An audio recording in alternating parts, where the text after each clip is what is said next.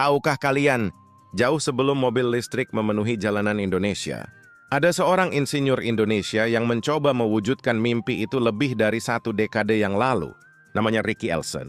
Ricky adalah seorang peneliti yang menghabiskan bertahun-tahun bekerja di Jepang, mengembangkan teknologi motor listrik berdaya tinggi. Kariernya saat itu terbilang mapan.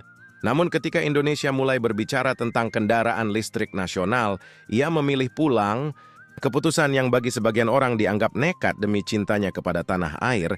Di Indonesia, Ricky bertemu dengan Dahlan Iskan, Menteri BUMN, yang saat itu dikenal berani mendorong berbagai terobosan.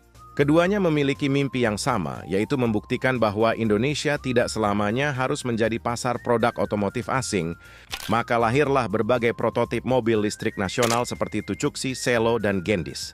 Untuk pertama kalinya, Indonesia terlihat serius ingin masuk ke industri kendaraan masa depan. Teknologi kendaraan listrik Indonesia saat itu masih berada pada tahap pengembangan. Banyak komponen harus dibuat secara terbatas, sebagian lainnya masih bergantung pada pemasok luar negeri. Regulasi kendaraan listrik pun belum matang. Puncak kontroversi terjadi pada Januari 2013. Saat menguji mobil listrik Tucuksi di kawasan Tawangmangu, Jawa Tengah, Dahlan Iskan mengalami kecelakaan setelah sistem pengereman kendaraan bermasalah di jalan menurun. Sang pembuat mobil Tucuksi, yaitu Danet Suryatama, mengklaim bahwa ada orang yang sengaja mengubah sistem pengereman yang menyebabkan kecelakaan. Publik yang sebelumnya kagum mulai mempertanyakan keamanan proyek mobil listrik tersebut.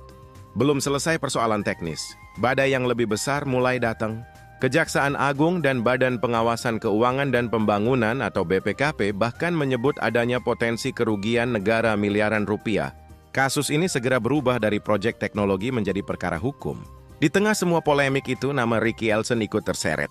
Padahal hingga proses hukum berlangsung, Ricky Elson tidak pernah ditetapkan sebagai tersangka korupsi.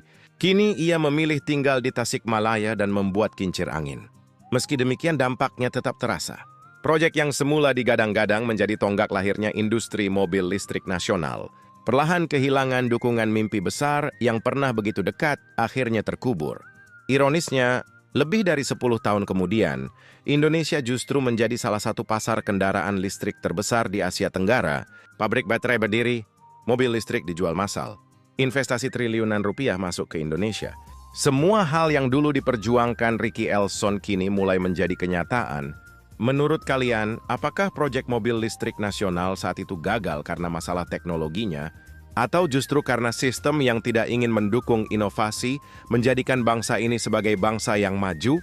Berikan like, komen, dan subscribe.